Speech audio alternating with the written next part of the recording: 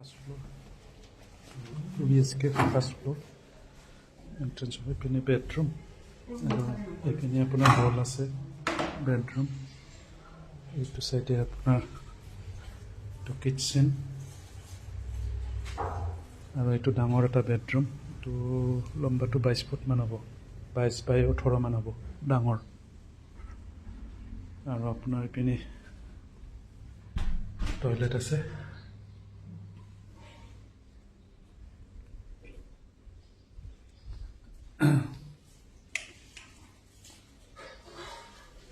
এইটো আকৌ হলটো পালো এপিনে বেডৰুম আছে তো হলৰ লগত এইটো বেলকনি আছে